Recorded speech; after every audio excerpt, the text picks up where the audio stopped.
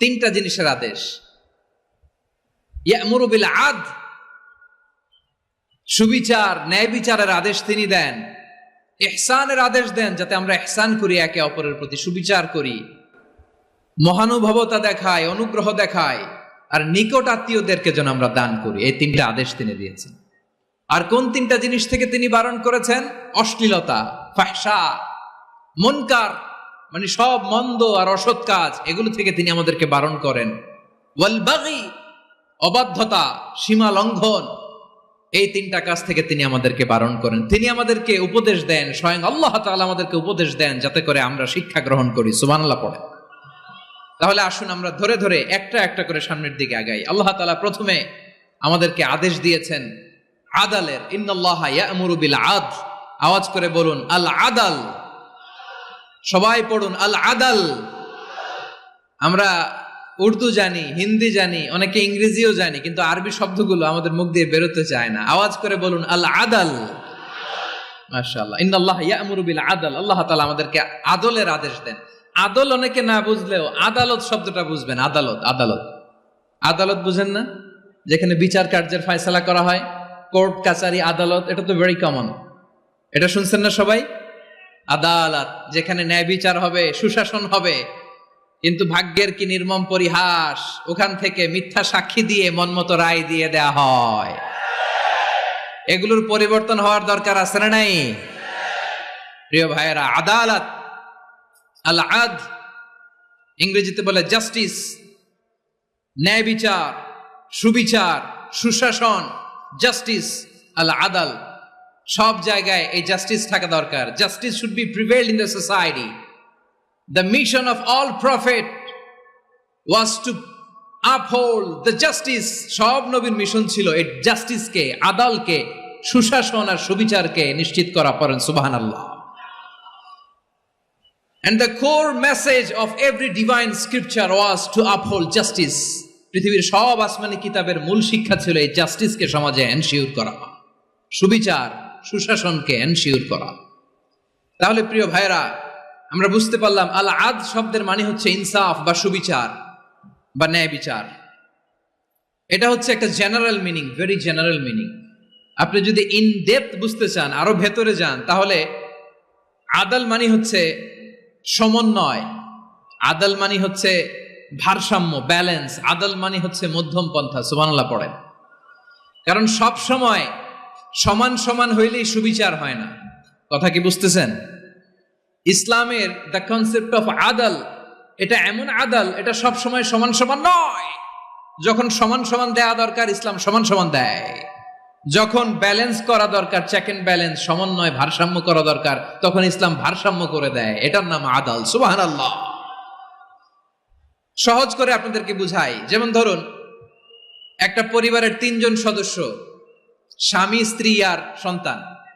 তাদের সকালবেলার ব্রেকফাস্টে, স্বামীর সকালের নাস্তায় স্বামীর 3টা রুটি লাগে, স্ত্রীর 2টা লাগে, আর সন্তানের 1টা রুটি লাগে।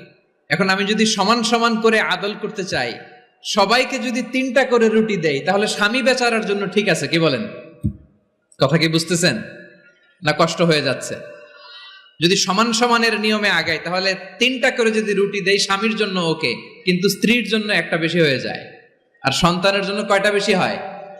আচ্ছা, এই তো বুঝতেছেন, মাশাআল্লাহ।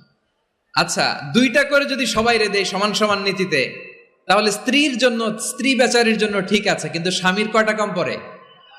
আর সন্তানের বেশি হয়ে যায় কয়টা? আচ্ছা, সমান সমান নীতিতে সবাইকে যদি সকালের নাস্তার জন্য 1টা করে রুটি দেই, সন্তানের জন্য ঠিক আছে, কিন্তু স্ত্রী বেচারির কম পড়ে কয়টা? স্বামীর কম পড়ে কয়টা? 2টা। কথা কি বুঝতেছেন? আর আমি যদি স্বামীকে দেই 3টা, স্ত্রীকে দেই 2টা, আর সন্তানকে দেই 1টা, তাহলে কারো অপচয় হবে না। যার যতটুকু দরকার ঠিক ততটুকুই কাজে লাগবে। চিল্লায় বলেন ঠিক কিনা? এটাই হচ্ছে ইসলামের আদল, যেখানে যার যতটুকু দরকার তাকে সেখানে ঠিক ততটুকু দিয়ে দেওয়ার নামই হচ্ছে আদল। চিল্লায় পড়েন আল্লাহু আকবার। রব্বুল আলামিন বলেন, ইউসিকুমুল্লাহু ফি আওলাদিকুম লিযযাকারি মিসলু হাযযিল উনসায়াইন। আল্লাহ তোমাদেরকে ওসিয়ত করেন তোমাদেরকে আদেশ দেন উত্তরাধিকার সম্পদ যখন বন্টন হবে ছেলেরা যতটুকু পাবে মেয়ে পাবে তার অর্ধেক। সুবহানাল্লাহ বলেন। দেখেন ছেলে যদ্দূর মেয়ে অর্ধেক, ছেলে ডবল পাবে। আপাত দৃষ্টিতে মনে হয় এখানে অবিচার হয়েছে, কিন্তু আসলে কি অবিচার হয়েছে? আপনি বিয়ের ক্ষেত্রে যান, ওইখানে আবার ছেলে মোহরানা দেয়, মেয়ে সেখানে মোহরানা পায়। তাহলে চেক এন্ড ব্যালেন্স, ভারসাম্য, ব্যালেন্স, মধ্যম পন্থা এখানে আছে না নাই? এটাই হচ্ছে ইসলামের আদল। আল্লাহ তাআলা এই আদলের আদেশ দিয়েছেন, সুবিচার, ন্যায় বিচার, সুশাসন এবং ভারসাম্যের আদেশ দিয়েছেন। প্রিয় ভাইয়েরা, একটি শান্তিময় সমাজ, একটা সমৃদ্ধ সমাজ, একটা মানবিক সমাজ যদি আমরা পেতে চাই, এই আয়াতের মধ্যে যতগুলো পয়েন্ট আছে সবগুলোর বাস্তবায়ন লাগবে। কথা বুঝতে পেরেছেন? বলেন, আওয়াজ করে বলেন, আমরা একটা শান্তির সমাজ চাই কি চাই না? আমরা একটা সমৃদ্ধ বাংলাদেশ চাই কি চাই না? আমরা একটা মানবিক বাংলাদেশ চাই কি চাই না? এই আয়াতে আল্লাহ তাআলা একটা মানবিক সমাজের রূপরেখা টেনেছেন। তার প্রথম কথা হচ্ছে ইন্নাল্লাহা ইয়ামুরু বিল আদল। আল্লাহ তাআলা তোমাদেরকে আদলের নির্দেশনা দেয়, সুবিচার, সুশাসনের নির্দেশনা দেয়। যে সমাজে আদল থাকে না সে সমাজে জুলুম মানুষের ঘাড়ে চেপে বসে। আদলের বিপরীত হচ্ছে জুলুম। আদলের বিপরীত কি? জুলুম বা জাওর, অত্যাচার, অবিচার, বৈষম্য। এই যে বৈষম্য বিরোধী ছাত্র আন্দোলন কমন পড়ছে? এই যে একজন সমন্বয়ক তো দেখা করলো আমার সাথে। জুলুম মানে হচ্ছে বৈষম্য। বৈষম্যের স্থান ইসলামে নাই, অবিচারের স্থান ইসলামে নাই, জুলুমের স্থান ইসলামে নাই। আল্লাহ তাআলা বলেন যে আমি জুলুমকে নিজের জন্য হারাম করেছি এবং তোমাদের জন্য হারাম করেছি। বিশ্বনবী ফরমান, আল্লাহ তাআলা বলেন হাদিসে কুদসিতে, ইয়া ইবাদি ইন্নী হারামতু যুলমা আলা নাফসি ওয়া জাআলতুহু বাইনাকুম মুহাররামান ফালা তাযালামু। আমার গোলামেরা শোনো, নিশ্চয় আমি আল্লাহ তাআলা জুলুমকে আমি আমার উপরে হারাম করেছি, অনুরূপভাবে জুলুম করাকে তোমাদের উপরেও হারাম করেছি। ফলে ফালা তাযালামু, তোমরা একে অপরের সাথে জুলুম করো না। নির্দেশনাটা কার? খবরদার, জুলুমের সাথে আমাদের কোনো সম্পর্ক, জুলুমের সাথে ইসলামের কোনো সম্পর্ক নাই। আল্লাহ তাআলা জালিমদের জন্য কঠিন শাস্তি প্রস্তুত করে রেখেছেন। যারা এই আদলকে ভুলুণ্ঠিত করে জুলুমের রাস্তায় হাঁটতে চায় তাদের প্রাপ্য কিয়ামতের ময়দানে বুঝিয়ে দিবে কে? আল্লাহ তাআলা তাদের প্রাপ্যকে বুঝিয়ে দিবেন। এজন্য বিশ্বনবী বলে, খবরদার, তোমরা ইনসাফ করবে, আদল করবে, জুলুম করবে না। আয-যুলমু যুলুমাতুন ইয়াউমাল কিয়ামা, জুলুম কিয়ামতের দিন অন্ধকার হয়ে জালিমের ঘাড়ে চেপে বসবে। আবার বিশ্বনবী বলতেন, ইত্তাকি দাওয়াতাল মাজলুম, খবরদার, তোমরা মজলুমের কান্নাকে ভয় করো। ফাইন্নাহু লাইসা বাইনাহু ওয়া বাইনাল্লাহি হিজাব, কেননা মজলুমের কান্নার মাঝে আর আল্লাহর আরশের মাঝে কোনো পর্দা থাকে না। বিশ্বাস হয়? এই কথা বিশ্বাস হয়? এর জলজ্যান্ত প্রমাণ তো আমরা নিজেরাই দেখলাম। হ্যাঁ, মজলুমের কান্না ফুলে ফেপে মহিরুহ হয়ে পাহাড়ের মতো হয়ে বিস্ফোরিত হয়ে জালিমের মসনদকে ছারখার করে দিয়েছে। এর প্রমাণ তো আমরা নিজেরাই তো দেখলাম। জালিমের পরিণতি কি হয় আমরা জীবদ্দশাই তো দেখলাম। এমনও কোনো জুলুম নাই যে হয় নাই, ঠিক কিনা বলেন?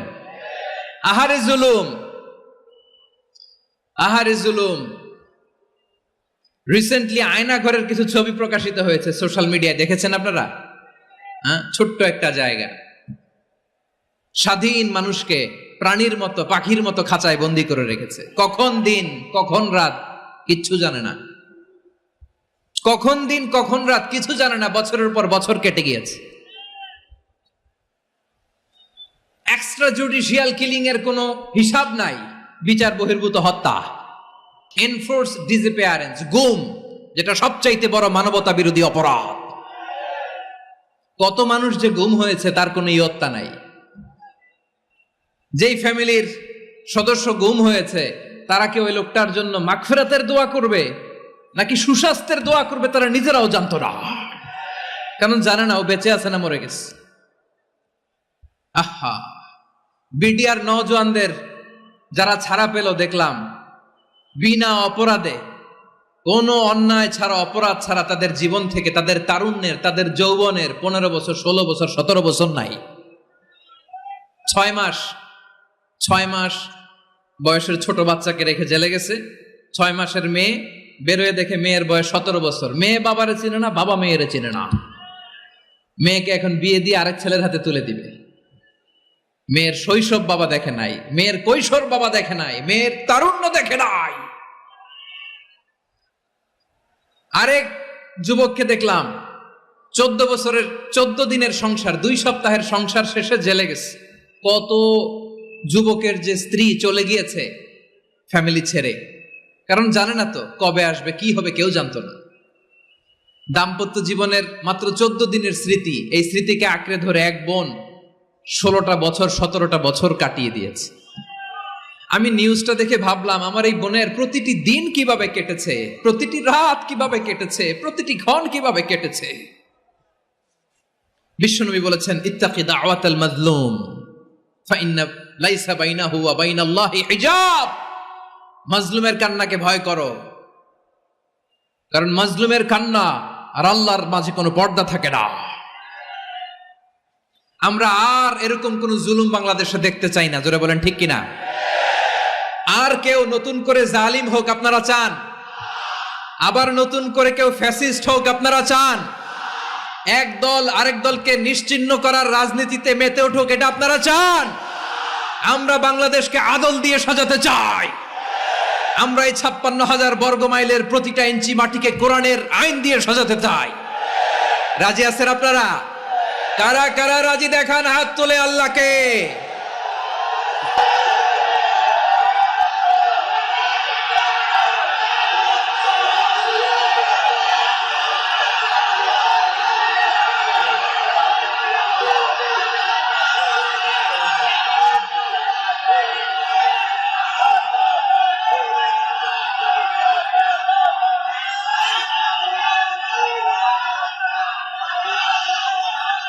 বসুন আমার প্রিয় বীর চট্টলার তৌহিদি মুসলমান, আমরা আর নতুন করে কেউ জালিম হোক এটা চাই না। নতুন করে আবার কেউ ফ্যাসিস্ট হোক আমরা চাই না। এক দল আরেক দলকে নিশ্চিহ্ন করার রাজনীতি করুক আমরা চাই না। আমরা সুশাসনের বাংলাদেশ চাই। আমরা মানবিক বাংলাদেশ চাই। আমরা একটা সমৃদ্ধ বাংলাদেশ চাই। আমরা বিশ্বের বুকে সম্মান নিয়ে মাথা উঁচু করে দাঁড়াতে চাই, ঠিক কিনা বলেন? আল্লাহ বললেন, এটা যদি তোমরা চাও, একটা সমৃদ্ধ সমাজ যদি বিনির্মাণ করতে চাও, মানবিক সমাজ যদি বিনির্মাণ করতে চাও, আমি তোমাদেরকে সেজন্য প্রথমে আদালতের নির্দেশ দিলাম। ইন্নাল্লাহা ইয়া'মুরু বিল আদল, নিশ্চয় আল্লাহ তাআলা তোমাদেরকে ন্যায় বিচার সুশাসন এটার আদেশ দেন। সুবহানাল্লাহ। আদাল, ন্যায় বিচারের আদেশ আল্লাহ তাআলা কোরআনের বিভিন্ন আয়াতে দিয়েছেন। আল্লাহ তাআলা বলছেন, ইন্নাল্লাহা ইয়া'মুরুকুম আন তুআদ্দুল আমানাতি ইলা আহলিহা ওয়া ইযা হাকামতুম বাইনান নাসি আন তাহকুমু বিল আদল ইন্নাল্লাহা নি'ম্মা ইয়া'iযুকুম বিহি ইন্নাল্লাহা কানা সামিআন বাসীরা। আল্লাহ তাআলা বললেন, আল্লাহ আদেশ দিচ্ছেন, যে ব্যক্তি আমানতের হকদার তার হাতে তোমরা আমানত পৌঁছে দাও। আর যখন তোমরা বিচার কার্য করবে, বিচার ফয়সালা করবে, আদালতের সাথে করো। সুবহানাল্লাহ বলেন। ওয়াইদা হাকামতুম বাইনান নাসি আন তাহকুমু বিল আদল, আদালতের সাথে করবা। আল্লাহ তাআলা বলেন, যারা জাজ হবে, বিচারক হবে, তাদের যদি বাদী বিবাদীর কারো সাথে শত্রুতা থাকে, কারো সাথে যদি কোনো ধরনের রেষারেষি থাকে, আল্লাহ বলেন বিচার কার্য করতে যে ওই শত্রুতা রেষারেষির কারণে আদালতের বাইরে যে অবিচার করে বিচার করো না। ওয়ালা ইয়াজরিমান্নাকুম শানাআনু কওমিন আলা আল্লা তা'দিলু ই'দিলু হুয়া আকরাবু লিত্তাকওয়া ওয়াত্তাকুল্লাহা ইন্নাল্লাহা খাবীরুম বিমা তা'মালুন। খবরদার কোন জাতির প্রতি কোন গোষ্ঠীর প্রতি, কোন গোত্রের প্রতি আক্রোশ যেন তোমাদেরকে ন্যায় বিচার থেকে দূরে সরিয়ে না দেয়, বরং আমি আল্লাহর আদেশ হলো ইদিলু, তোমরা আদল করো, ন্যায় বিচার করো, সুবিচার করো, সুশাসন প্রতিষ্ঠা করো। হুয়া আকরাবু লিত্তাকওয়া, এটাই তাকওয়ার সবচেয়ে কাছাকাছি। সুবহানাল্লাহ বলেন। কোরআনের বিভিন্ন আয়াতে আল্লাহ তাআলা স্পেসিফিকলি ধরে ধরে বিচার করার সময় আমরা যেন আদাল করি সেটা বলেছেন। কোরআনের কোন কোন জায়গায় আল্লাহ তাআলা এই আল আদল শব্দটা ব্যবহার করেছেন। আবার একই জিনিস ইনসাফ, সুবিচার, সুশাসন, ন্যায় বিচার, ন্যায় পরায়ণতা বুঝাতে আল্লাহ তাআলা কখনো কখনো আল কিসত শব্দটা ব্যবহার করেছেন। আওয়াজ করে সবাই বলুন আল কিসত। প্রিয় ভাইরা, সবাই আওয়াজ করে আমার সাথে সাথে বলুন আল কিসত। আল্লাহ তাআলা বলেন ওয়া ইন হাকামতা ফাহকুম বাইনাহুম বিল কিসতি ইন্নাল্লাহা ইউহিব্বুল মুকসিতিন। যখন তুমি বিচার করবে, বিশ্বনবীকে উদ্দেশ্য করে অ্যাড্রেস করে বললেন, নবী হে, ইহুদিরা কোনো বিষয়ে মীমাংসার জন্য যদি আপনার দরবারে আসে, যদি বিচার করতে হয়, খবরদার অবিচার করবেন না। ফয়সালা যেটা করবেন কিসতের সাথে করবেন, ন্যায় পরায়ণতার সাথে করবেন, কারণ ইন্নাল্লাহা ইউহিব্বুল মুকসিতিন, নিশ্চয় আল্লাহ রাব্বুল ইজ্জাত ন্যায় পরায়ণশীলদেরকে বড্ড ভালোবাসেন। সুবহানাল্লাহ বলেন। ন্যায় পরায়ণ লোকদেরকে আল্লাহ তাআলা বড্ড ভালোবাসেন। অন্য আয়াতে আল্লাহ তাআলা বলছেন وَنَضَعُ الْمَوَازِينَ الْقِسْطَ لِيَوْمِ الْقِيَامَةِ فَلَا تُظْلَمُ نَفْسٌ شَيْئًا। আমি কিয়ামতের দিন ন্যায় পরায়ণতার মানদণ্ড স্থাপন করব, যেটাকে আমরা মিজানের পাল্লা বলি। আল্লাহ বলেন ন্যায় বিচারের মানদণ্ড কিয়ামতের ময়দানে আমি আল্লাহ স্থাপন করব। সেদিন কারো প্রতি বিন্দু পরিমাণ, এক চুল পরিমাণ অবিচার করা হবে না, কোনো অবিচার করা হবে না। সেদিন সুশাসন হবে, সুবিচার হবে, ন্যায় পরায়ণতার সাথে বিচার হবে। আওয়াজ করে পড়েন আল্লাহু আকবার। তাহলে প্রিয় ভাইরা, যে তিনটি বিষয়ে আল্লাহ তাআলা আমাদেরকে আদেশ দিয়েছেন, তার প্রথমটা হচ্ছে আদালত, ইনসাফ, সুবিচার, ন্যায় বিচার। এটা আমরা চাই কি চাই না? বিশ্বনবী ন্যায় বিচার, ন্যায় পরায়ণতা, সুশাসন প্রতিষ্ঠিত করেন কি করেন নাই? আপনারা বিশ্বনবীর সিরাত যারা পড়েছেন, আপনি দেখবেন বিশ্বনবীর সিরাতের পরতে পরতে, বাঁকে বাঁকে, সিরাতের বাঁকে বাঁকে এই আদালতের নমুনা মেলে। সুবহানাল্লাহ বলেন। ছোট্ট একটা নমুনা রাসূল সাল্লাল্লাহু আলাইহি ওয়াসাল্লামের আসিরা আল আতরা থেকে ছোট্ট একটা নমুনা আপনাদের খেদমতে এখানে উপস্থাপন করি। বিশ্বনবী সাল্লাল্লাহু আলাইহি ওয়াসাল্লাম মক্কা বিজয় করলেন ৮ম হিজরিতে। মক্কা বিজয় শেষে তিনি কয়েক সপ্তাহ মক্কাতে অবস্থান করলেন। ইন দ্য মিন টাইম মক্কার একটা ভেরি প্রেস্টিজিয়াস এন্ড ডিগনিফাইড ফ্যামিলির নারী চুরিতে ধরা পড়ল। কিসে ধরা পড়ল? সবাই বলেন কিসে? আমাদের সমাজে আসেনি এটা? আছে? ছোট না বড়? হ্যাঁ, হিসাব করে শেষ করা যায় না। ৩.৫ লাখ কোটি টাকা নাই উন্নয়ন প্রকল্পের নামে। উন্নয়ন প্রকল্পের নামে ৩.৫ লাখ কোটি টাকা নাই। ৩.৫ লাখ কোটি টাকা লিখতে পারবেন আপনি? এক টানে লিখতে পারবেন? বুঝতেছেন কত বড় সংখ্যা? বনু মাখজুমিয়া গোত্রের এক নারী মক্কায় চুরিতে ধরা পড়ল। বলেন তো চুরি করলে বিধান কি? কি কাটতে হবে? চুরির বিধান হলো হাত কেটে দাও। দাও সেটা গোপনে নয়, প্রকাশ্যে জনসম্মুখে হাত কেটে দাও। বনু মাখজুমিয়া গোত্রের নারী যখন চুরিতে ধরা পড়লো, সাহাবারা চিন্তায় পড়ে গেলেন। সবে মাত্র মক্কার লোকেরা কালিমা পড়ে মুসলমান হয়েছে, ইসলামের আইন কানুন তেমন জানে না, ইসলামী শরিয়ার সাথে বেশি পরিচিত নয়। এখন যদি বিশ্বনবী চুরির যেই বিধান এটা যদি কায়েম করে হাত যদি কেটে দেয়, না জানি মক্কার লোকেরা আবার বিগড়ে যায়, না জানি মক্কার লোকেরা আবার মুরতাদ হয়ে যায়, না জানি মক্কার লোকেরা ইসলাম থেকে দূরে সরে যায়। চলো চলো, সাহাবীরা মিলে পরামর্শ করলেন, চলো বিশ্বনবীর কাছে যে বলি, ও নবী, শুধু কেবলমাত্র একমাত্র এই নারীর জন্য চুরির হাত কাটার বিধানটা আপনি একটু থামিয়ে দেন। চুরির হাত কাটার যে বিধান এইখানে একটু রহিত করে দেন, বাকিগুলা কইরেন মদিনাতে যে চলবে, কিন্তু মক্কায় এবারের জন্য মাফ করে দেন। কিন্তু কে বলবে? এই যে পরামর্শ, সাজেশন, এটা কে দিবে বিশ্বনবীর কাছে? সাহাবারা চিন্তায় পড়ে গেলেন। আল্লাহর নবীর সামনে দাঁড়িয়ে আল্লাহর দেয়া হুদুদ, আল্লাহর দেয়া বিধান থামিয়ে দেওয়া, মাফ করে দেওয়া, এই কথা বিশ্বনবীর সামনে বলার সাহস তো কেউ রাখে না। কেউ কেউ বলল বিশ্বনবীর পালক পুত্র যায়েদ বিন হারেসার সন্তান উসামারে বিশ্বনবী নাতির মতো আদর করে, বড্ড বেশি ভালোবাসে উসামারে। এজন্য সাহাবারা উসামাকে বলতো হিব্বু রাসূলিল্লাহ, বিশ্বনবীর ভালোবাসা। কি বলতো? সাহাবীরা বললেন বিশ্বনবীর ভালোবাসা হিব্বু রাসূলিল্লাহ, উসামারে পাঠাও। উসামারে বিশ্বনবী নাতির মতো স্নেহ করে, মায়া করে, ভালোবাসে। আমরা পারবো না, উসামা পারবে। সবাই মিলে ফুলিয়ে ফুসিয়ে ওসামাকে, ছোট্ট ওসামাকে রাজি করালো। ওসামা এমন এমন কথা যে তুমি বিশ্বনবীর কাছে বলতে হবে, পারবা নাকি? ওসামা বলে পারবো। সাইয়েদনা ওসামা রাদিয়াল্লাহু তাআলা আনহু তরুণ সাহাবী বিশ্বনবীর কাছে গেলেন, যে বললেন নবী, বনু মাখজুমিয়া গোত্রের এক নারী চুরিতে ধরা পড়েছে, এবারের জন্য কি এই মহিলাটারে মাফ করে দিলে হয় না? এবারের জন্য একটু ক্ষমা করা যায় না নবী? বিশ্বনবী বলেন আতাশফাউ ফি হাদ্দিম মিন হুদুদিল্লাহ, তোমার এত বড় সাহস উসামা, তুমি আল্লাহর হাত, আল্লাহর দেয়া বিধান, এটার ব্যাপারে সুপারিশ করতে এসেছো?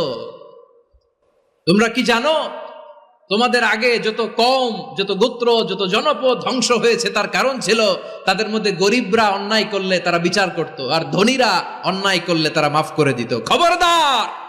ওয়া আইমুল্লাহ লাউ আন্না ফাতিমাতা বিনতি মুহাম্মাদিন সারাকাত লাকাতা মুহাম্মাদুন ইয়াদাহা। বিশ্বনবী বললেন, ওরে ওসামা, বানু মাখজুমিয়ার ওই প্রেস্টিজিয়াস এন্ড ডিগনিফাইড ফ্যামিলির মেয়ে তো দূর কি বাত, অনেক দূরের কথা। জেনে রেখো ওসামা, আমার কলিজার টুকরা নয়নের পুটুলি ফাতেমাও যদি মক্কার জমিনে আজকে এই চুরির দায়ে ধরা পড়তো, আমি বিশ্বনবী মুহাম্মাদুর রাসূলুল্লাহ ধরে ফাতেমার ডান হাতটা কেটে দিতে এক বিলম্ব দেরি করতাম না। ইন্নাল্লাহা ইয়া'মুরু বিল আদল, আমাদেরকে জাস্টিস শিখায়। পশ্চিমারা আমাদেরকে ইনসাফ শিখায়, আমাদেরকে সুশাসন শিখায়। আর ইনসাফ, সুশাসন, ন্যায় বিচার, সুবিচার, জাস্টিস কারে বলে বিশ্বনবীর বায়োগ্রাফি থেকে জেনে নাও। এই ছিল বিষ্ণু ঈসা ইসলামের আদালতের নমুনা। আপনি যদি সাইয়েদনা ওমর ফারুকের জীবনের দিকে তাকান, এমন কঠোর, এমন বীর সেনানী ছিলেন। সাইয়েদনা ওমর ফারুক যদি রাস্তার এই মাথা দিয়ে হাঁটা শুরু করতেন, শয়তান ওমর ফারুককে দেখলে ওই রাস্তা রেখে দিয়ে অন্য রাস্তা দিয়ে হাঁটতো। সুবহানাল্লাহ। ওমর ফারুক রাদিয়াল্লাহু তাআলা আনহু কি পার্সোনালিটি ছিল, কি পার্সোনালিটি! আমাদের এলাকায় ছোট বাচ্চারা রাতে ভাত খেতে চায় না, আমার মেয়েটাও খেতে চায় না। এই এটা দিব, ওইটা দিব, আজকে মাহফিলে আসার সময় বলে দিছে লিস্ট করে এটা এটা আনতে হবে। তো ছোট্ট বাচ্চাদের অনেক বায়না থাকে, ওরা রাতে খেতে চায় না। তো মায়েরা বিভিন্ন ভয় দেখায়, এই বাঘ আসবে, বাঘ আসবে খাও, এই ভূত আসবে, ভূত আসবে খাও। আপনারা কি বলেন চট্টগ্রামে? কি আসবে? হ্যাঁ, ভূত, ভূত, ভূত আসবে, বাঘ আসবে, খাও খাও খাও, তাড়াতাড়ি খাও। তো বাচ্চারা এগুলো শুনে ভয়ে খেতে শুরু করে। মদিনার জমিনেও একই ঘটনা ঘটতো। মদিনার ছোট্ট ছোট্ট সোনামণিরা খেতে চাইতো না, তো মায়েরা বলতো হা হুয়া ইয়াতি উমর, হা হুয়া ইয়াতি উমর, ওই যে ওমর আসতেছে, ওমর। ওমরে ফারুকের কথা শুনলে বাচ্চারা একেবারে ঠান্ডা। সুবহানাল্লাহ পড়বেন না? প্রভু তুমি বলেছ রাসূল দেবে না, বলনি দেবে না ওমর, বলনি দেবে না হামজা তারিক, খালিদ বিজয় সমর। প্রভু তুমি বলেছ রাসূল দেবে না, বলনি দেবে না ওমর, বলনি দেবে না হামজা তারিক, খালিদ বিজয় সমর। প্রভু তুমি বলেছ রাসূল দেবে না। আল্লাহু আকবার। ওমর ফারুক রাদিয়াল্লাহু তাআলা আনহু, ওনার কথা শুনলে গায়ের মধ্যে গুজবাম হয়, গায়ের পশমগুলো দাঁড়িয়ে যায়। সুবহানাল্লাহ বলেন। কি পার্সোনালিটি ছিল, কি ব্যক্তিত্ব ছিল! মুনাফিকরা ওমর ফারুককে জমের মতো ভয় পেতেন।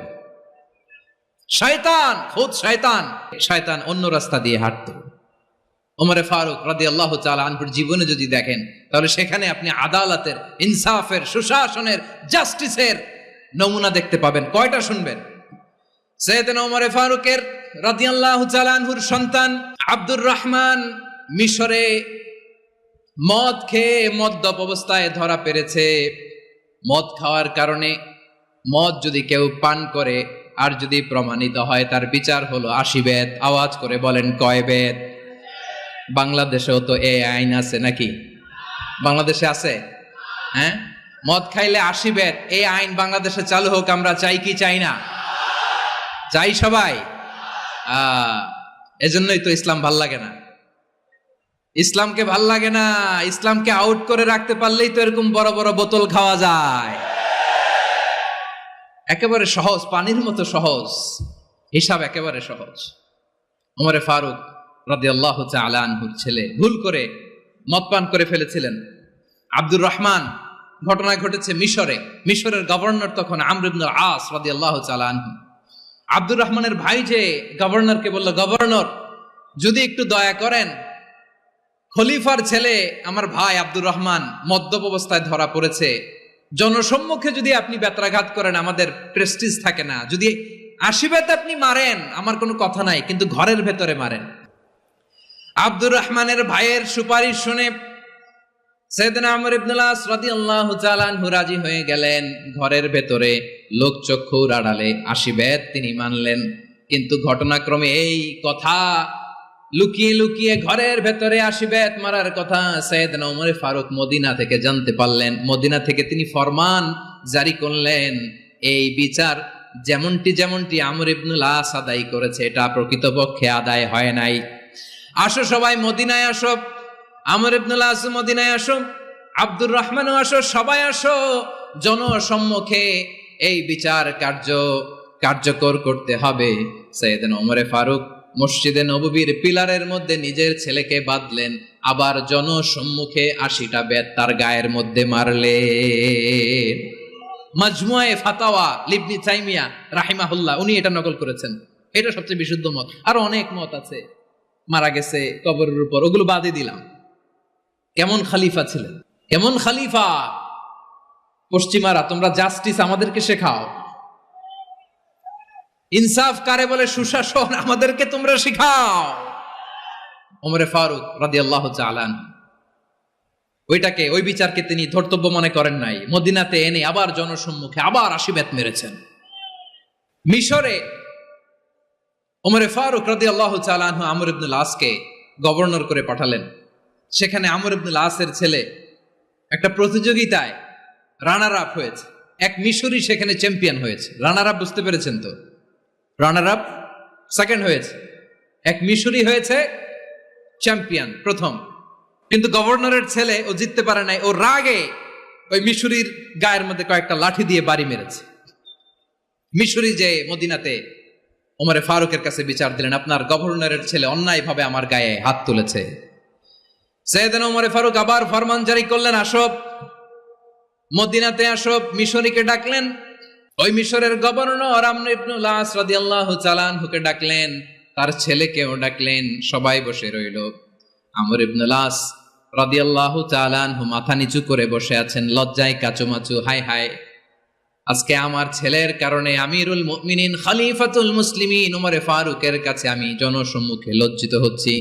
সাইয়েদনা ওমরে ফারুক বললেন, এই নাও লাঠি, গভর্নরের ছেলে তোমার মাথার মধ্যে যতগুলো বাড়ি মেরেছে, আজকে জনসম্মুখে তুমি অতগুলা বাড়ি মারো। মিশরি বলে, থাক, আপনি যে ডেকে আনছেন সবার সামনে এটা বলছেন, এতেই আমি খুশি। আল্লাহু আকবার! আপনার মহানুভবতা দেখে আমি খুশি, আর অপমানের দরকার নাই। ওমরে ফারুক বলে, না, খবরদার, এই কথা মিশরি তুমি বলো না, মারো, যতগুলা বাড়ি মেরেছে মারো। বাধ্য হয়ে মিশরি আমর ইবনে আসের সামনে ওনার কলিজার টুকরা সন্তানের মাথার মধ্যে বাড়ি মারতে আরম্ভ করলেন। ঠিক যতগুলা বাড়ি গভর্নরের ছেলে আমর ইবনে আসের ছেলে মিশরীর গায়ে মেরেছিল, মাথায় মেরেছিল, মিশরি গুনে গুনে ততটা মারলেন।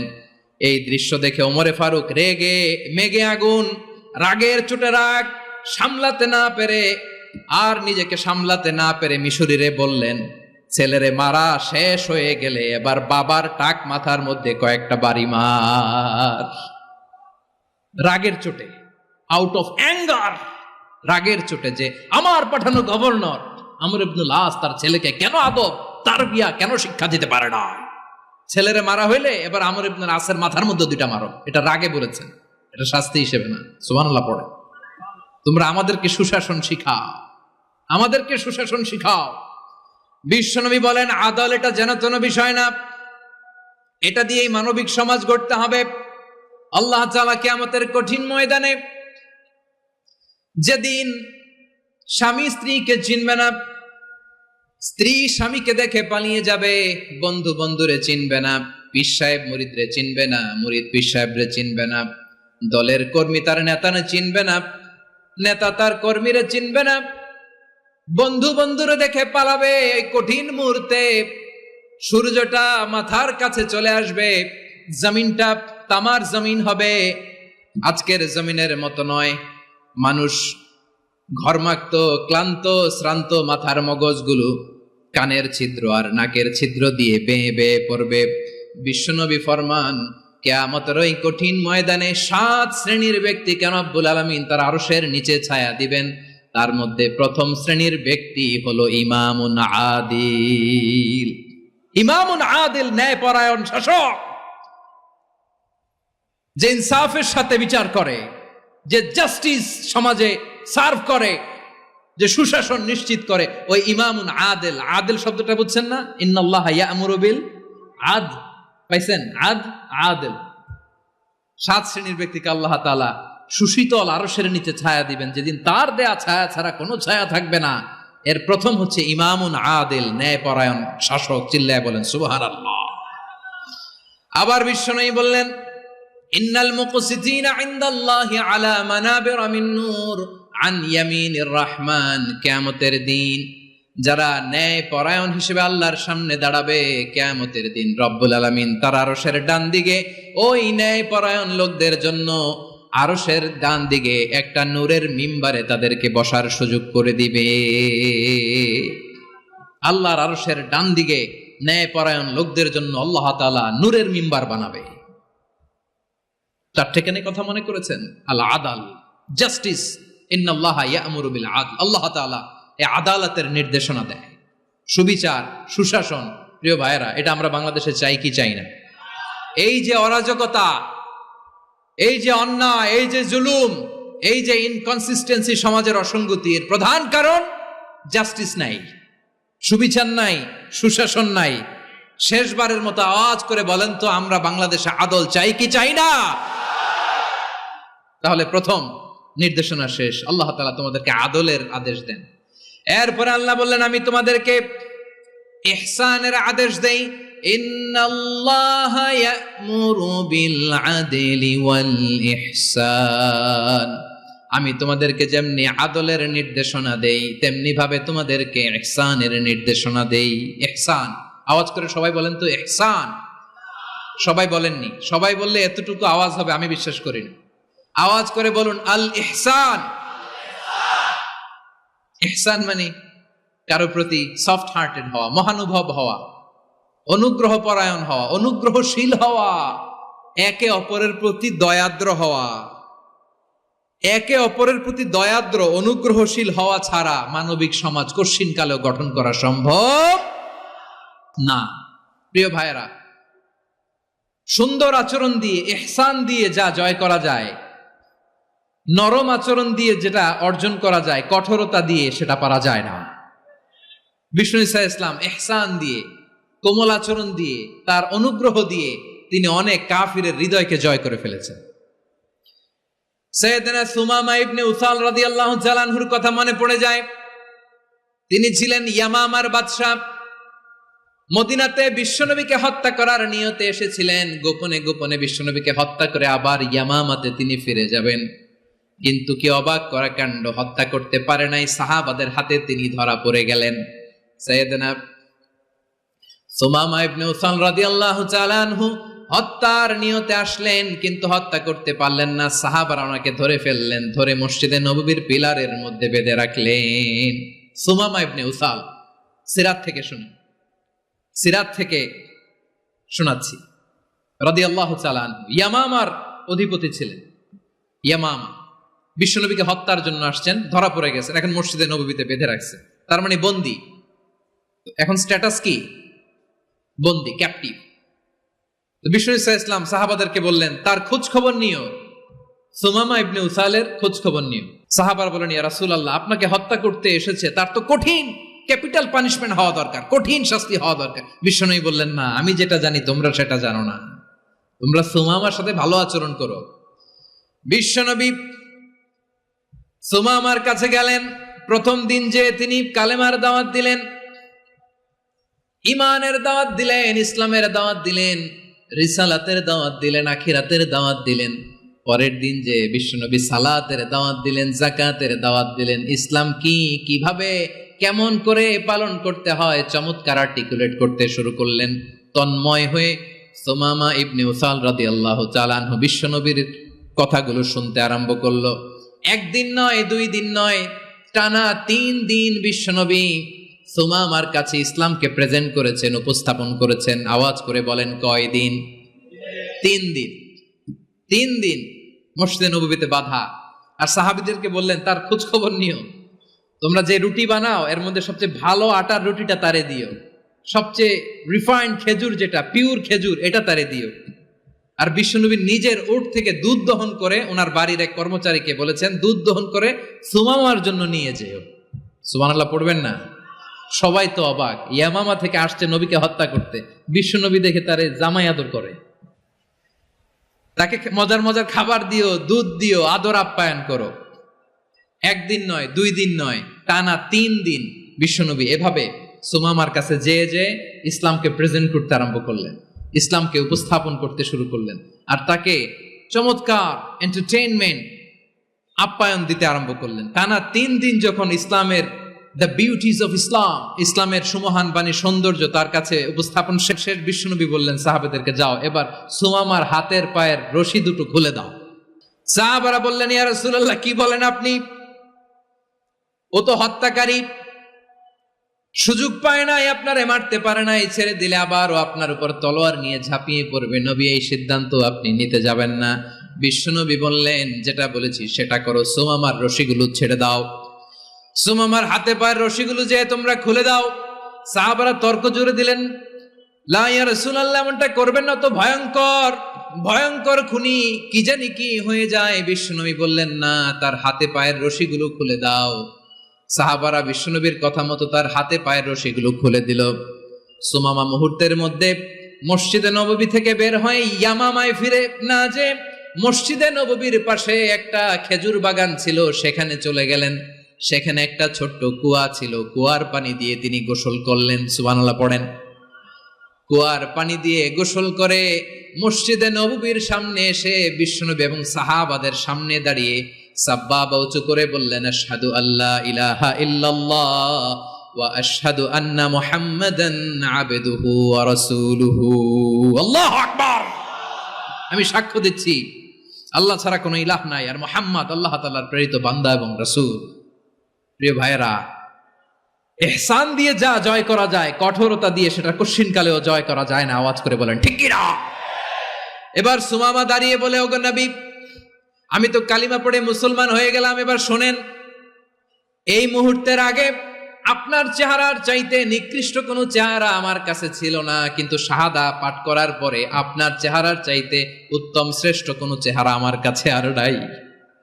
ও নবী, আজকের দিনের আগে ইসলাম ধর্মের চেয়ে নিকৃষ্ট অপছন্দনীয় কোনো ধর্ম আমার কাছে ছিল না, কিন্তু এই মুহূর্ত থেকে ইসলামের চেয়ে সেরা শ্রেষ্ঠ পছন্দনীয় কোনো ধর্ম আমার কাছে নাই।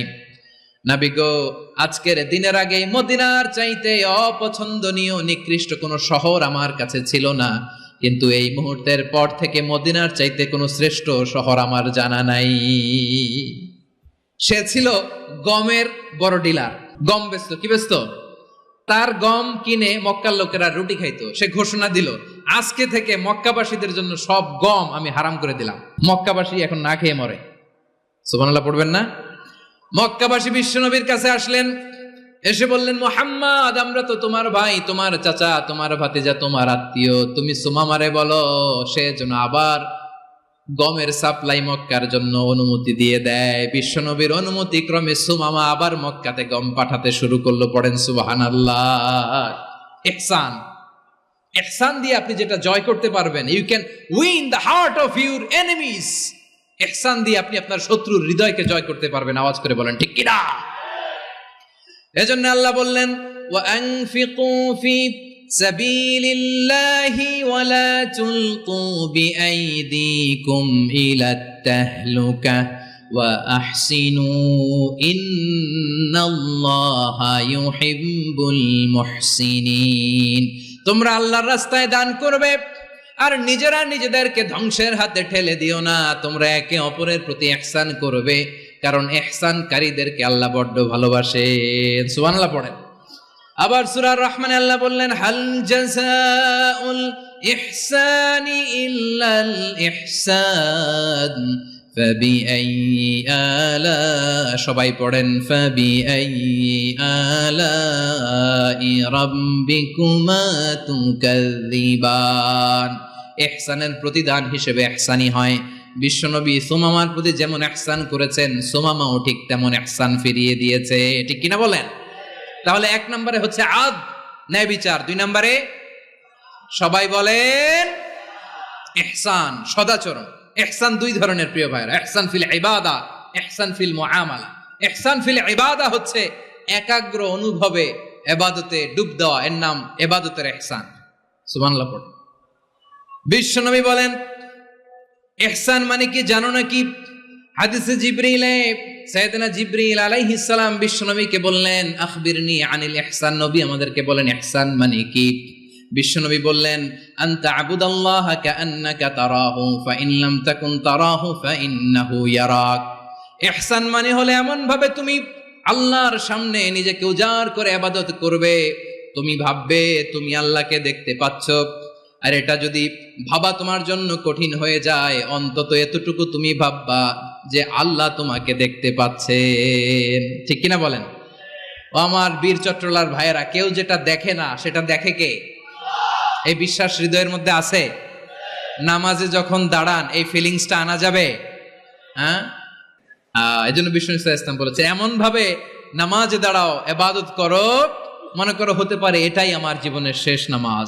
পারফর্ম দ্য সালাহ as if this is your last and final prayer.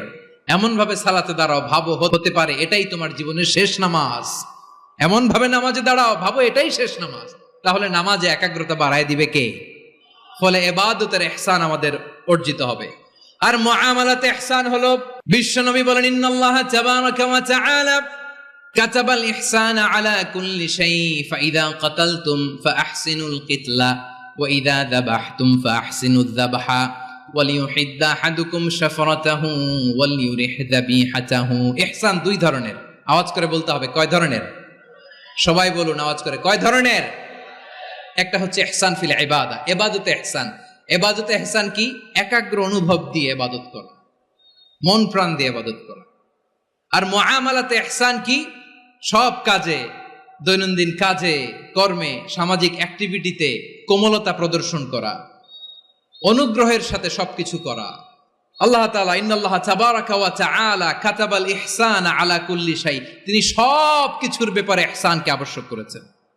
সবকিছু, মুমিনের সব কাজে ইহসানের পরশ থাকবে। ওয়া ইযা কাতালতুম ফাহসিনুল কিতলা। আচ্ছা, কুরবানির দিন আমরা পশুগুলোরে কি করি বলেন সবাই আওয়াজ করে? জবাই। জবাই মানে তো এটার মেরেই ফেলতেছি, একটু পরে তো টুকরো টুকরো করে গোশতগুলো খাবো, এটা তো খাবো, এটা তো মেরেই ফেলবে। বিষ্ণু বলে না, জবাইয়ের মধ্যেও মুমিনের জবের ভেতরেও ইহসানের পরশ থাকা চাই। যখন জবাই করবে প্রাণীটাকে হাত পা টাইট করে বেঁধে নাও, ছুরিটাকে শার্পেন করে নাও, ধারালো করে নাও, যাতে অল্প সময়ে জবাইটা হয়ে যায়, প্রাণীটা যাতে কম কষ্ট পায়। সুবহানাল্লাহ পড়েন। দিস ইজ কল্ড ইহসান। ইহসান আল্লাহ তাআলা যেমনি আদলের আদেশ করেছেন, ন্যায় বিচার, জাস্টিস এনশিওর করতে বলেছেন, সমাজে ইহসানের ব্যবহার, ইহসানের অনুশীলন তিনি করতে বলেছেন। এজন্য মুমিনের প্রতিটি কাজে, আমার চট্টগ্রামের ভাইরা আমার দিকে তাকান, খেয়াল করে শুনুন, মুমিন জীবনের প্রতিটি কাজে ইহসানের পরশ থাকা চাই। আমরা যেন আমাদের পরিবারের প্রতি ইহসান করি, আমরা যেন আমাদের কর্মচারীদের প্রতি ইহসান করি, আমরা যেন আমাদের কলিগদের প্রতি ইহসান করি, আমরা যেন আমাদের ভাইদের প্রতি ইহসান করি। মুমিন জীবনের প্রতি কাজে ইহসানের পরশ থাকার দরকার আছে না নাই? কথা বুঝতে পেরেছেন? তাহলে আল্লাহ তাআলার 3টা আদেশ ছিল, কয়টা গেল? ভুলে গেছে? ভুলে গেছে চট্টগ্রাম। তিনটা আদেশের মধ্যে কয়টা বললাম? প্রথমে কি ছিল? আদল। 2 নম্বরে, 3 নম্বরে রব্বুল আলামিন বললেন ওয়া ইতা ইদিল কুরবা, নিকটাত্মীয়দেরকে দান করো। নিকট আত্মীয়দেরকে দাও, যারা তোমাদের ব্লাড কানেকশনের আত্মীয় তাদেরকে তোমরা দাও। এখানে জেনারেলি বললেন দাও, কি দিব সেটা তিনি এখানে বলেন নাই, সেটা তিনি সূরাতুল ইসরার মধ্যে বলেছেন। আল্লাহ বলেন ওয়া আতিযাল কুরবা হাক্কা, নিকট আত্মীয়দেরকে তাদের অধিকার, তাদের প্রাপ্য তোমরা বুঝিয়ে দাও। দেখেন, একটা শান্তির সমাজ, একটা সমৃদ্ধ সমাজ, একটা মানবিক সমাজ গঠনের জন্য আল্লাহ তাআলা বেশি না, মাত্র 3টা অর্ডার, 3টা ভার্ডিক্ট তিনি জারি করেছেন। 1 নাম্বার সুশাসন, ন্যায় বিচার। 2 নাম্বার ইহসান। 3 নাম্বার নিকটাত্মীয়, যারা কাছের, তোমার ভেরি ক্লোজ রিলেশনশিপে আছে, তাদেরকে দাও। দাও, দিলে বাড়িয়ে দেয় কে? অনেকে দিতে চায় না, কৃপণতা করে। দিলে বাড়ায় দেয় কে? মিয়া, মদিনার মধ্যে সবচাইতে গরিব সাহাবী ছিল বেলাল রাদিয়াল্লাহু তাআলা আনহু। ওনার এন্টায়ার অ্যাসেট, সম্পদের পরিমাণ কতদূর জানেন? একটা লুঙ্গি। বেলাল রাদিয়াল্লাহু তাআলা আনহু, ওনার টোটাল ওয়েলথের এস্টিমেশন হচ্ছে মাত্র একটা লুঙ্গি। একটা লুঙ্গি, টোটাল ওয়েলথ এস্টিমেশন, টোটাল সম্পদের বেলাল রাদিয়াল্লাহু তাআলা আনহুর কি ছিল? কথা বোঝে নাই বোধহয়। কি ছিল? ওই বেলাল রাদিয়াল্লাহু তাআলা আনহুকে বিষ্ণু ইসলাম বলেছেন আনফিক ইয়া বেলাল, ও বেলাল তুমিও দাও। ওয়ালা তাখশা মিন যিল আরশি ইখলালা, আরশের অধিপতির তো কোনো ঘাটতি নাই, তুমি দিলে ওই আল্লাহ তোমারে বাড়ায় দিবে। এজন্য আমার প্রিয় ভাইয়েরা, দিলে কমে না, দিলে বাড়ে। অনেকে ধরে রাখে, নতুন কিছু নিতে পারে না, হাত দিয়ে যেটা ধরে রেখেছেন এটা দিয়ে দেন, বড় একটা ধরার সুযোগ পাবেন। জোরে বলেন ঠিক কিনা? ধরেন 5 কেজি ওজনের একটা ধরে রাখছেন, এখন 10, এটা না ছাড়লে 10 কেজি ধরতে পারবেন আপনি? আচ্ছা, 10 কেজির জিনিস একটা আছে হাতে, ওইটা যদি ছেড়ে দেন তাহলেই না 15 কেজি ধরতে পারবেন। কথা বলেন ঠিক কিনা? তাহলে দিলে বাড়িয়ে দেয় কে? রব্বুল আলামিন বললেন 3 নাম্বার আদেশ হলো তোমাদের প্রতি সমাজটারে কেমন করে মানবিক সমাজ, সুন্দর সমাজ গড়বা। 3 নাম্বার আদেশ হলো ওয়া আতিদাল কুরবা হাক্কা, নিকটাত্মীয়দেরকে তাদের প্রাপ্য বুঝিয়ে দাও। এই নিকটাত্মীয়দেরকে তাদের অধিকার বুঝিয়ে দেওয়া, প্রাপ্য বুঝিয়ে দেওয়াতে আমাদের গাফলতি আছে না নাই? চট্টগ্রামে নাই? মাশাআল্লাহ আছে, আছে। অনেকে দেখবেন অনেক আল্লাহওয়ালা, তাহাজ্জুদ গুজার, সেজদা দিতে দিতে কপালে কালো দাগ ফেলে দিছে, সে তার বোনের হকটা আদায় করে নাই। আছে না নাই? হ্যাঁ, এখানেও আছে। সর্বনাশ। অনেক বড় হাজী সাহেব, বিশাল লম্বা দাড়ি, ছেলেরে সব দিয়ে দিছে, মেয়েরে কিছু দেয় নাই, মেয়ের হক আদায় করে নাই। আছে না নাই? এই হাজী সাহেবেরা, এই আল্লাহওয়ালারা কিয়ামতের ময়দানে আটকে যাবে। আপনি অন্যের অধিকার নষ্ট করেছেন, তাদের রাইটস কে ভায়োলেট করেছেন। এজন্য আল্লাহ তাআলা বলেন, কারো অধিকার যদি কেউ নষ্ট করে, ওই সমাজটা মানবিক সমাজ কঠিনকালেও হতে পারে না। এজন্য 3 নম্বর আল্লাহ বললেন ওয়া ইতা ইদিল কুরবা, নিকটাত্মীয়দেরকে দাও। কি দিবা? তাদের অধিকার দিয়ে দাও। বোনের অধিকার বুঝিয়ে দাও, মেয়ের অধিকার বুঝিয়ে দাও, ফুফুর অধিকার বুঝিয়ে দাও। দেখবেন অনেক মায়েরা ছেলের পাতে মুরগির রান দেয়, মেয়ের পাতে দেয় মুরগির ঠ্যাং। এরকম আছে না নাই? ছেলেরা কি দেয়? মুরগির। মেয়ের পাতে কি দেয়? তো মেয়ের কি মুরগির রান খেতে মনে চায় না? মনে চায় না? এমনটা করা যাবে না। নিকটাত্মীয়দেরকে অধিকার দিয়ে দাও, নিকটাত্মীয়ের সাথে সুসম্পর্ক রাখো। আদেশটা কার? এজন্য প্রিয় ভাইয়েরা, জীবনে যদি বারাকা অর্জন করতে চান, নিকটাত্মীয়দের সাথে সুসম্পর্ক রাখতে হবে, তাদের জন্য উপহার পাঠাতে হবে। বিশ্বনবী বলেন লা ইয়াদখুলুল জান্নাতা কাতে, যে ব্যক্তি আত্মীয়তার সম্পর্ককে ছিন্ন করে দেয়, সে কশিনকালেও আল্লাহর জান্নাতে ঢুকবে না। আপনি কি এটারে সহজ হাদিস মনে করছেন? এটা সহজ কথা? আপনি ভাবছেন আপনার নামাজ আপনারে বাঁচাতে পারবে, আপনার রোজা বাঁচাতে পারবে, আপনার তাহাজ্জুদ আপনারে বাঁচাতে পারবে? অধিকার নষ্ট করলে কিছুই আপনারে বাঁচাতে পারবে না। এজন্য নিকট আত্মীয়দেরকে দিতে হবে বেশি বেশি। বিশ্বনবী বলেন ইন্না সাদাকাতা আলাল মিসকিনি সাদাকা ওয়া আলা যির রাহিমি ইসনাতান সাদাকাতুন ওয়া সিলা। মিসকিন রে দান করলে শুধু দানের সওয়াব হয়, নিকট আত্মীয়কে দান করলে দুইটার সওয়াব হয়, সাদাকার সওয়াব হয়, আবার আত্মীয়তার বন্ধন অটুট রাখার সওয়াব হয়ে যায়। আবার বিশ্বনবী বললেন, মান সাররাহু আইয়ুবসাতা লাহু ফি রিজকিহি ওয়া ইউনসা লাহু ফি আসারিহি ফালইয়াসিল রাহিমা। যে ব্যক্তি তার রিজিকের প্রশস্ততা চায় আর হায়াতে বরকত চায়, সে যেন তার আত্মীয়ের সাথে সুসম্পর্ক রাখে। আমার প্রিয় চট্টলার ভাইয়েরা, আমাদের রিজিক বাড়ুক, এটা আমরা চাই কি চাই না? সবাই চান? হ্যাঁ, আমাদের রিজিকে প্রশস্ততা আসুক, চাই কি চাই না? আমাদের হায়াতে বরকত আসুক, আমরা চাই কি চাই না?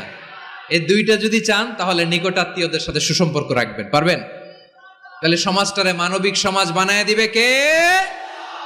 তিনটা আদেশ চলে গেল। কয়টা? আওয়াজ করে বলেন। 1 নম্বরে কি ছিল? 2 নম্বরে, 3 নম্বরে নিকট আত্মীয়দেরকে দান। আমার প্রিয় ভাইয়েরা, আল্লাহ তাআলা তিনটা জিনিসের যেমনি আদেশ করেছেন, অনুরূপভাবে তিনটা বিষয় তিনি বারণ করেছেন, নিষেধ করেছেন। ওগুলোর কাছেও যাওয়া যাবে। শুনবেন। রাব্বুল আলামিন বলেন, ওয়ায়ানহা আনিল ফাহশাই ওয়াল মুনকারি ওয়াল বাগি। আমি যেমনি তিনটি বিষয়ে আদেশ করলাম, অনুরূপভাবে তিনটি বিষয়ে বারণ করলাম, নিষেধ করলাম। আমার 1 নাম্বার নিষেধাজ্ঞা হলো অশ্লীলতার প্রতি। ফাহশা, ওয়ায়ানহা আনিল ফাহশা। আল্লাহ তাআলা অশ্লীলতাকে নিষেধ করেছেন। কোন জিনিসকে? সবাই বলুন, কোন জিনিসকে?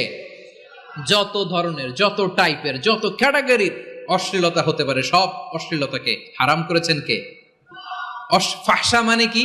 কথায়, কাজে, আচরণে, কমেন্ট, ফেসবুকের কমেন্টসে যত ধরনের নোংরামো আছে, যত ধরনের অশ্লীলতা আছে, এটাকে আরবিতে বলে ফাহশা। এটাকে কি বলে?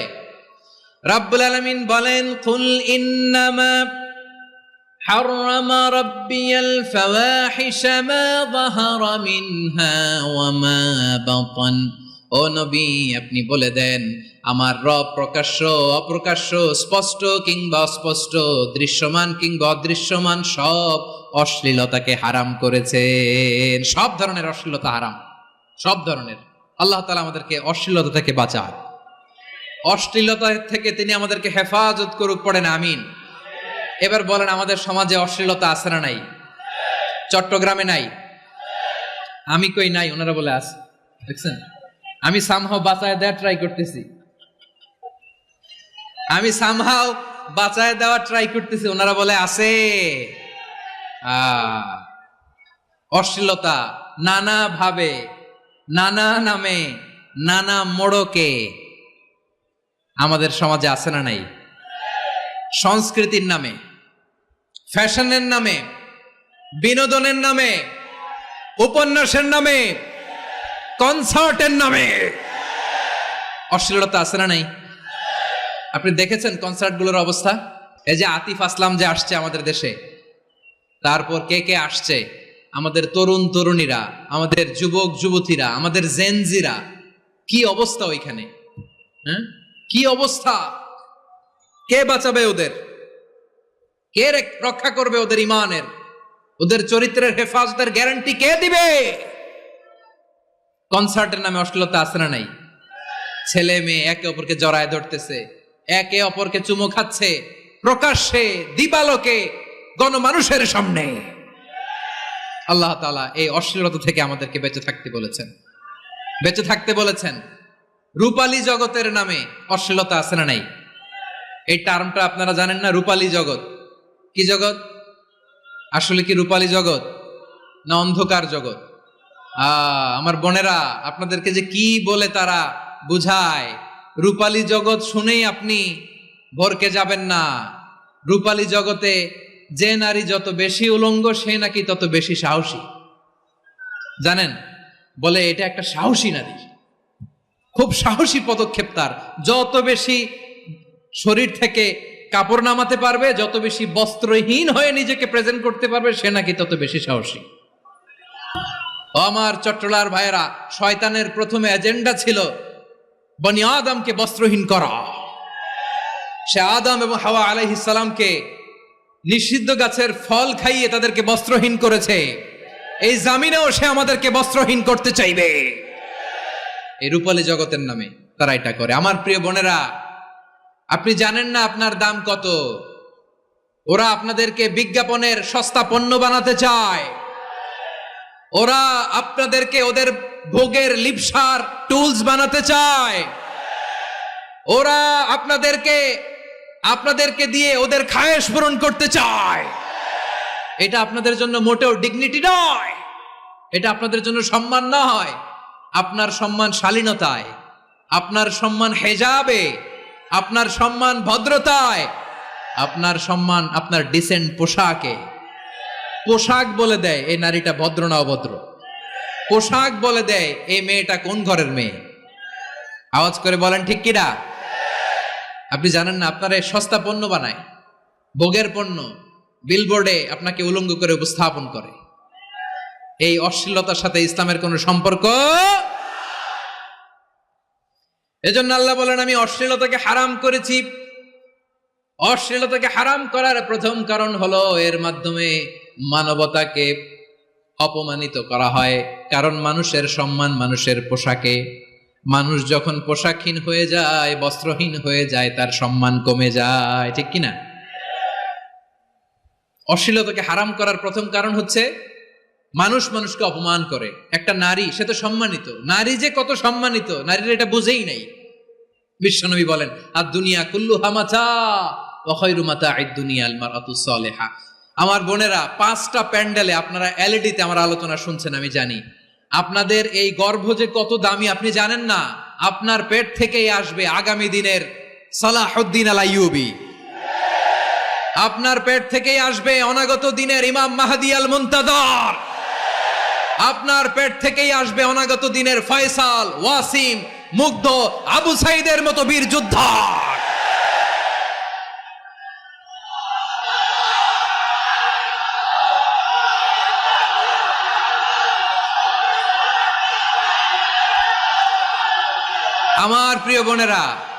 আমার প্রিয় বোনেরা, বিশ্বনবীর কথার ওজন খেয়াল করেন। আর দুনিয়া কুল্লুহা মাতা ওয়া খায়রু মাতা'আদ দুনিয়া আল মারআতুস সালিহা। দুনিয়ার সবকিছুই অ্যাসেট, এর মধ্যে সবচেয়ে দামি অ্যাসেট নেককার নারী। আপনার গর্ভ যে কত দামি আপনি জানেন না। নিজের সময়টাকে কাজে লাগান, কোরআন পড়েন, সুন্নাহ পড়েন। আপনার অনেক দায়িত্ব ঘরে। You are the MD of your family. একটা family it's a very big institution. পরিবার একটা অনেক বড় প্রতিষ্ঠান। and you are the MD of your institution. আপনি এই পরিবারের MD, managing director of your family. এখানে আপনার কত দায়িত্ব। আপনি ছেলে মেয়েদেরকে তারবিয়া করবেন।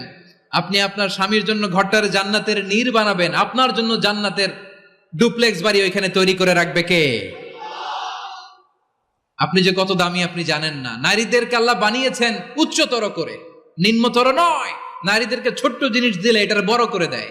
নারীদেরকে ভ্রূণ দিলে, শুক্রাণু দিলে নারী এটারে বাচ্চা হিসেবে উপহার দেয়। ঠিক কিনা? বিয়ের মাধ্যমে স্বামী যখন তার শুক্রাণু তার স্ত্রীকে উপহার দেয়, স্ত্রী রিটার্নে কি উপহার দেয়? ফুল ফর্ম বেবি, মানব সন্তান। দেখছেন, আপনি দিলেন একটু, উনি দিছে বিশাল। আপনি যদি নারীকে বাজার এনে দেন, নারী এটাকে সুস্বাদু খাবারে রূপান্তর করে দেয়। আপনি তাকে একটা মুচকি হাসি দিয়ে দেন, সে তার কলিজা দিয়ে দেয়।